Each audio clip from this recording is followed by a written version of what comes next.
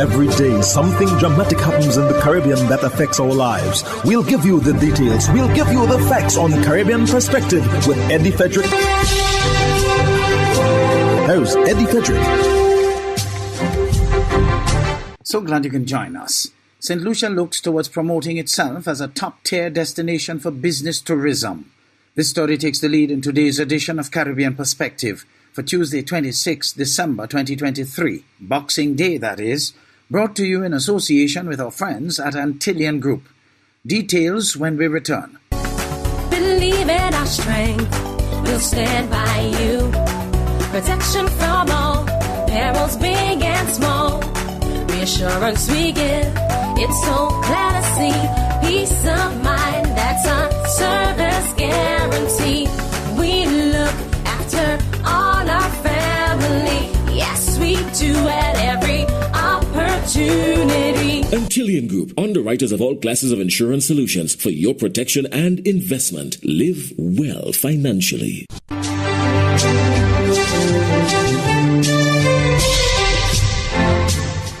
Welcome back. The St. Lucia Tourism Authority, SLTA, recently hosted a group of incentive travel planners from the United Kingdom with the aim of promoting St. Lucia as a top-tier destination for business tourism and events.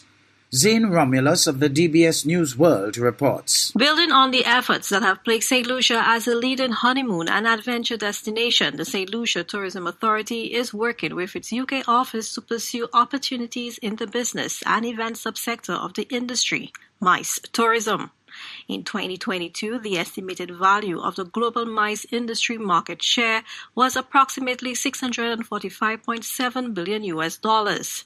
To secure a larger cut of this lucrative subsector, the SLTA is taking various steps, including hosting a forum for incentive travel planners from the United Kingdom.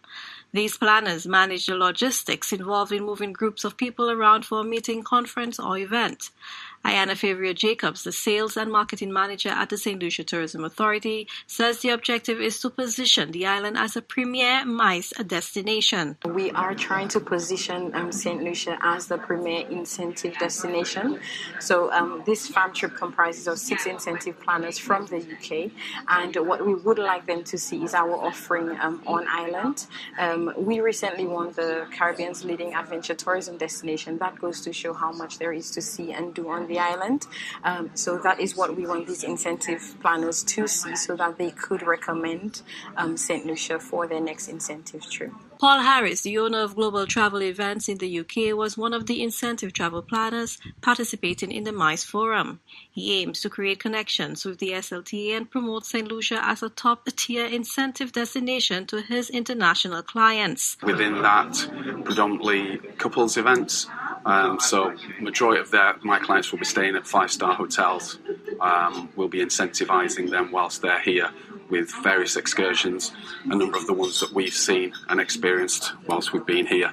And give them plenty of time to enjoy the island, enjoy the sun, and maybe a beer or two. Several resorts participated in the showcase to present their offerings. Sharon Eugene, a representative from the Body Holiday Resort, noted that despite competition from other regional destinations, St. Lucia is well positioned to benefit from the MICE market. Experience here has really been tremendous, and St. Lucia is a place to be.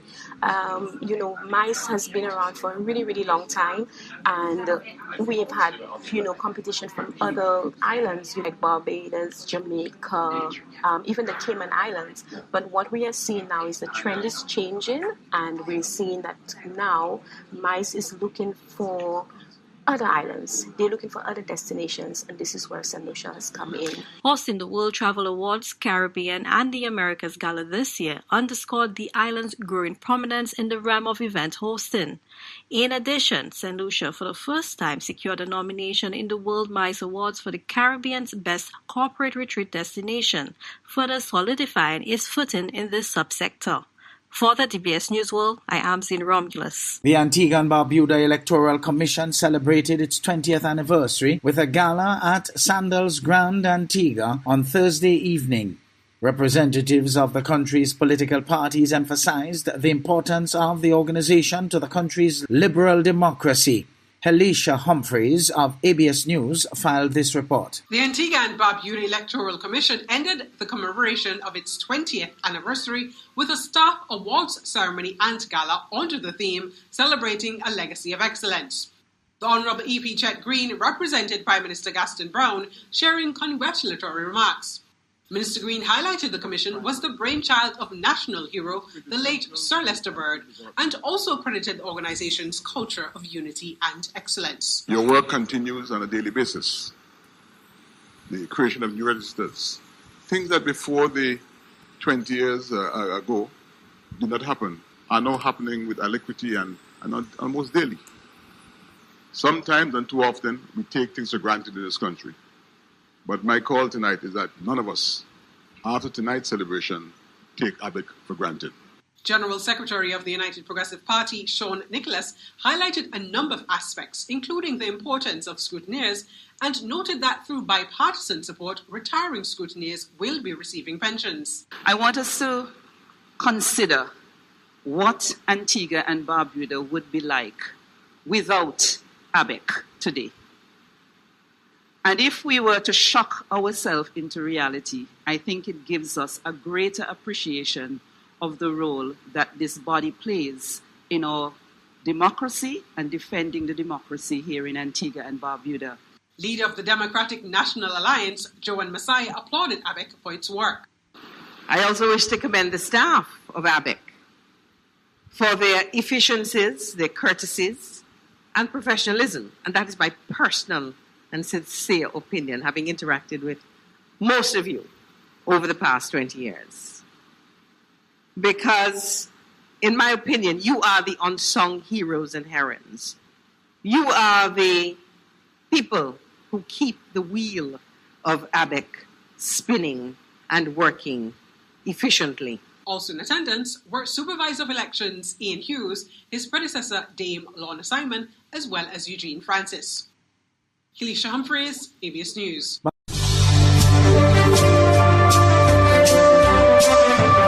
You're listening to Caribbean Perspective with Eddie Frederick, in association with our friends at Antillean Group, underwriters of all classes of insurance solutions for your protection and investment. Live well financially.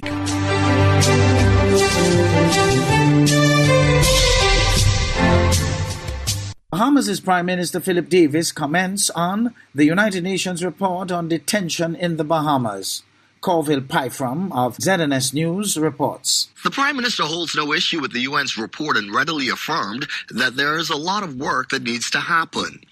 The UN's Working Group on Arbitrary Detention visited the Bahamas between late November and early December, visiting some 10 facilities. The group in its preliminary report cited numerous complaints from those detained or imprisoned of alleged abuses and their inability to get adequate legal representation. Earlier this month, National Security Minister Wayne Munro came out swinging at the report, insisting it had a number of inconsistencies. The Prime Minister this week had a more measured response. I'm concerned about it. I didn't need the UN report to tell me some of the issues we have, and we are addressing them as best we can. In addition to the overall state of the country's sole corrections facility, the report also noted that people are too often arrested without a warrant. The arrests, it says, are sometimes based on outdated or expired warrants. And it said detainees are often detained for significantly longer than 48 hours without court-granted extensions. Though not shocked, the Prime Minister is still concerned by the group's findings. Yeah, well, I'm always concerned about these issues, particularly as it relates to human rights, because we have for quite a long time, this is a legacy issue that's been plaguing our administration of justice, particularly the criminal side of it, for quite a long time. And we need to address them, and we hope to address them. Many of these issues are long-standing, and Prime Minister Davis cautions that in some cases there are no quick fixes. There's also the cost component. Also, we have to understand the UN have to appreciate that we are a country of limited resources. And we have a lot of competing interests to attract our attention for resources. So we are doing what we can within the limit of our resources. And so when we hear them, right? And we understand what they're saying, but we also have other responsibilities to discharge, and that requires resources, and we have to be able to share those resources equitably across the spectrum where the need are most crucial and urgent. The government awaits the group's completed report, which is expected to be presented to the UN's Human Rights Council next September before it issues a more comprehensive response. For the Bahamas Tonight, I'm Corvell Pythram. And now for a regional roundup with Darcia Richards of HGP Nightly News out of Guyana. The police constable accused of killing 2 people and injuring 2 others during an incident at the Courts Megastore in San Juan on Sunday was arrested by a team of officers on Thursday night. The team included personnel from the Port of Spain Criminal Investigations Department and the Professional Standards Bureau. Guardian Media learned that the officer who is attached to the Witness Protection Program was taken into custody and will be questioned on Friday before the investigators approach the Director of Public Prosecutions, DPP, for advice. A senior official confirmed that the statements had been recorded from over 10 witnesses as part of the investigation thus far. In the December 20 fatal accident, siblings Simeon and Senior Leslie were killed during an alleged transaction on the furniture and appliance giant's premises, while Kerry Ann Moore and Nathan Pierre were injured. A tragic incident is under investigation in the town of Grenville in Grenada, in which a 4-year-old child has died. The Royal Grenada Police Force says little Sharman Gibbs of Mount Carmel, St. Andrews, was found floating in a septic tank. Preliminary information revealed that on December 20, the child was left unsupervised by a parent, and upon his return, the child was missing. An extensive search was conducted in the surrounding areas. The child was later found unresponsive, floating in a septic tank, which had an opening at the top. He was immediately taken to the Princess Alice Hospital. Efforts to revive him were futile, and he was subsequently pronounced dead. The circumstances surrounding the incident are currently under investigation, and officers are working diligently to gather all relevant information. 24 Venezuelans have been freed as part of this week's prisoner exchange deal with the United States. Venezuelan opposition presidential candidate Marina Corina Machado said on Thursday. The United States announced on Wednesday that President Joe Biden had granted clemency to Colombian businessman Alex Saab, an ally of Venezuelan leader Nicolas Maduro. In exchange for the release of 10 Americans, at least 20 opposition-linked Venezuelans, and the extradition of a fugitive Malaysian businessman from the South American country, U.S. prosecutors had accused Saab of siphoning of some $350 million from Venezuela by the United States in a scheme that involved bribing Venezuelan government officials. He denied the charge. Saab will now form part of the government's negotiating team at its infrequent talks with the opposition. The lawmaker who heads the team, Jorge Rodriguez, told a press conference on Thursday. The deal between the U.S. and Venezuela is in full development, Rodriguez added, thanking Qatar for its mediation. I'm Daisy Richards.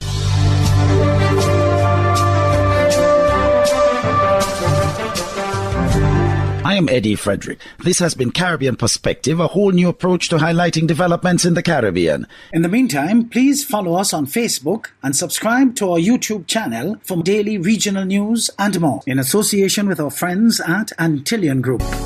Believe in our strength, we'll stand by you. Protection from all perils, big and small. Reassurance we give, it's so glad to see.